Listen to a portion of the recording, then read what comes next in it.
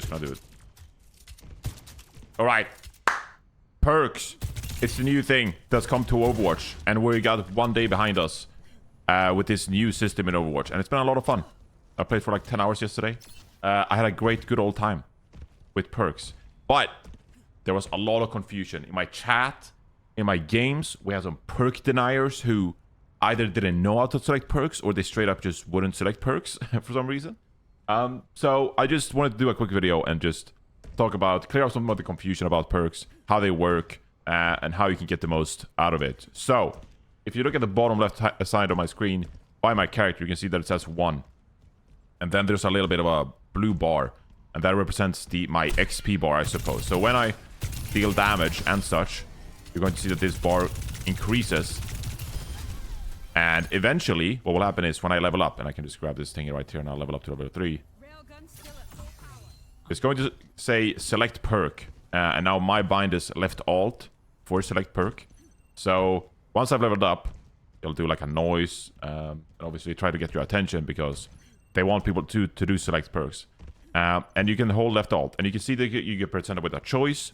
With this is going to be your minor perk. So either for Sojourn, I can take extended mag, which increases my maximum ammo, or I can take overcharged, which increases the railgun's maximum energy by 50 while overclock is active. So a pretty meaningful choice about how this is going to change my character.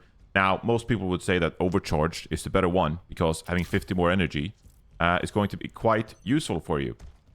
So that is going to be your minor perk, and it's different for all the different characters, of course. So, you know, if you go to a different character and you go to Soldier, and I go pick up this thing again, you'll see my minor perk is something different that pertains to Soldier. So this is quite obvious, you know. In this case, Helix Rockets reload 15 ammo if they damage an enemy, and the other one is Field Emergency. Biotic Field's healing is increased by 100% on critical health allies. So, again, you can alter your playstyle. Do I want to, you know, drop this on people, maybe my backline who is quite low, then I can use Field Emergency. Or do I want more uptime with my Helix Rockets reloading if they damage an enemy? So a pretty meaningful choice here. So that is going to be your minor perk. Now, as the game progresses, you're going to get a major perk. And this is going to be the second one you select. These are different from the minor ones. So in this case, my major perks for Soldier are sprint speed is increased by 20% and reload can be performed while sprint is active. And the other major perk is Stim Pack. Battlefield can be used as a Stim Pack, increasing attack speed and reload speed by 30% while being unhealable for 4 seconds. So I activate this. It replaced my tactical station ability, and I use it. And it's going to be... I deal like... I do more stuff. It's a stronger perk. Now, if I pull up the tab, you can see that it displays the perks I have right here. So that's like a good way to keep track of your team, what perks your team are selecting. But as you can also see what the opponents are picking, what perks your opponents have selected. Now, in this case, I can bring up my cursor, which is a different bind for everyone. For me, it's the middle mouse, and it's actually scrolled, which is not what I wanted to do.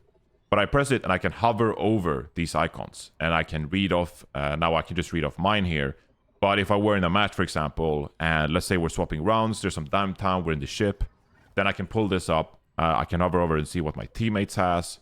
And if my enemies are visible, then I can also hover over their portrait and their icons and see what perks they have selected as well. So that could be useful in some scenarios if your gameplay is going to shift depending on what your opponents has selected. Now, something that's, you know, good to know in this case is that your perk generation is going to change depending on if you're shooting a tank or if you're shooting a damage hero. So kind of similar how ultimate charge works in that regard. So if I bring up a Roadhog here, for example, and I just pepper this Roadhog with a whole Sojourn mag, you'll see that my XP bar, it goes up to about the R.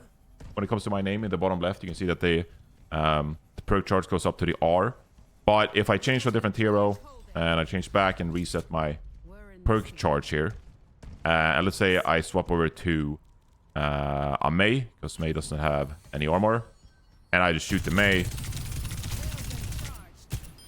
then you see with a full mag, I'm going to get a lot more charge. So it kind of works similar to Ultimate in that regard.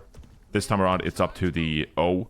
So you can see that it's, you know, it's quite a meaningful difference, but I wouldn't stress too much about trying to hit tanks or trying to hit damage support.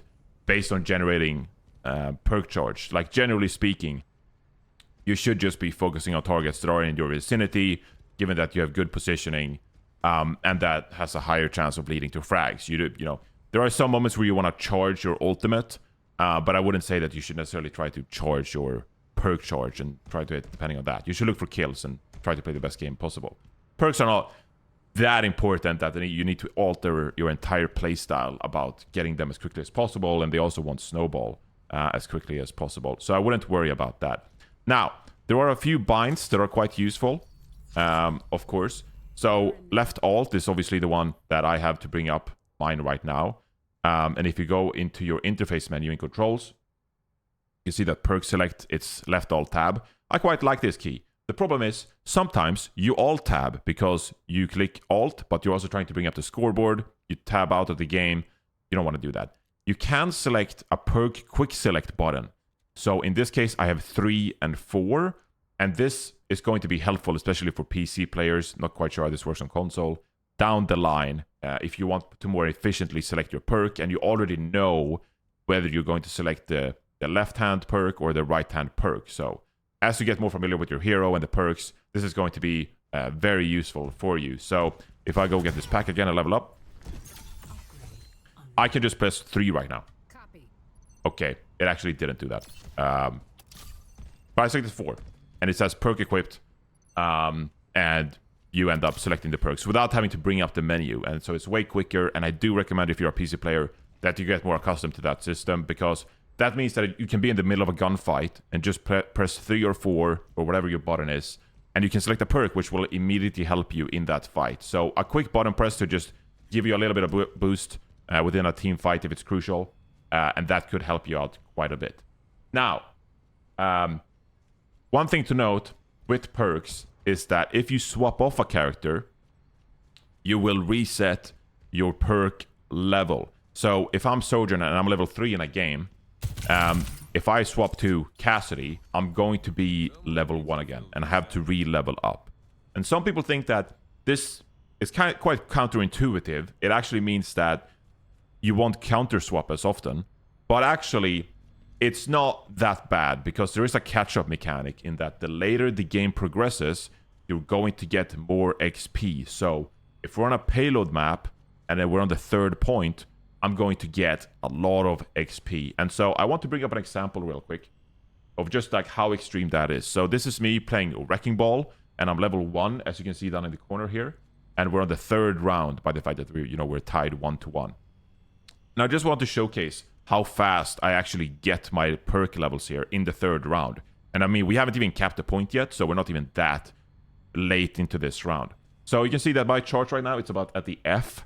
But as we play this clip out, you can just see how this thing just goes. And I'm by no means a great ball player, and I'm still able to level this up quite quickly. So already it's just been like 10 seconds, and I'm level 2. I'm already level 2, and so I thought ball was the best choice in this control round.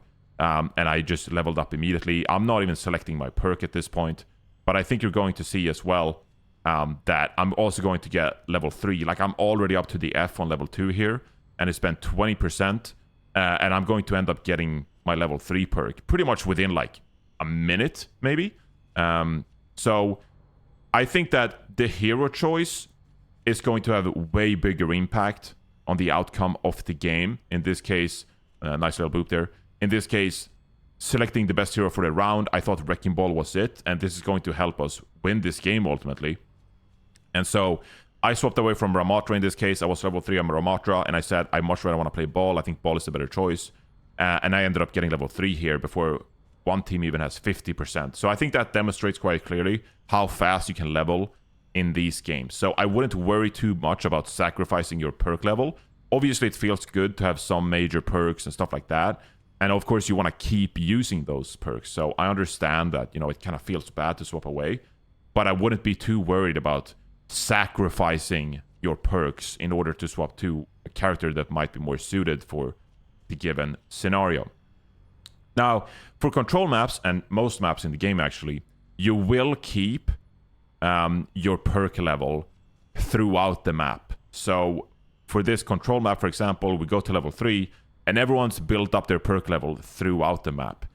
This is not going to be the case on payload maps. So if I can quickly find a payload map here, for example, this is the start of a game, but if we go to the second round here, it's such a long VOD that it's going to be quite hard to be precise. Maybe somewhere like here. You can see that we're in spawn now. It's our time to attack, and I'm back at level 1. And so that is going to reset your perk level. And this is just because of fairness, right? If one team starts on defense with level 1, and then the other team gets to start on defense on level 3, I mean, that is going to be quite an unbalance in that scenario. And ultimately, there would be a better way. Like, at the end of the day, in like a month or two, people would be like, oh, you know, it's way better if you start on defense with level 3, or it's way better if you start on attack with level 3. So that's like an inefficiency and a kind of unfairness that the developers wanted to get rid of. So on payload maps, it is going to reset in between the rounds. It feels quite bad, but ultimately, I think it's the most fair way to go about things. So that is something to keep in mind when it comes to payload maps. The same thing happens in overtime.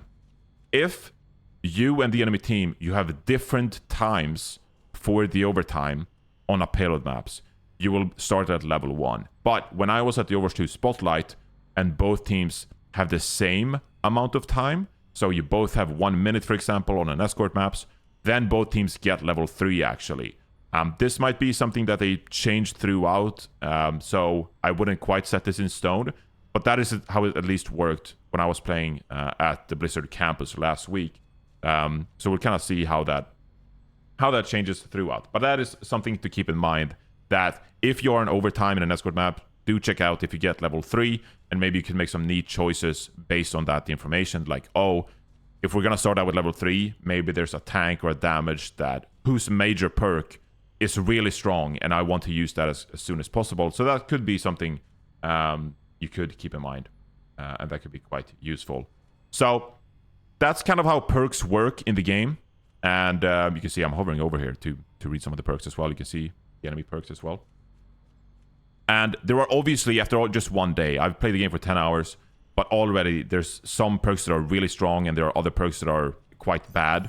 But I would expect these perks to change quite a bit. I think they're another kind of tool that the developers can balance around, they can modify.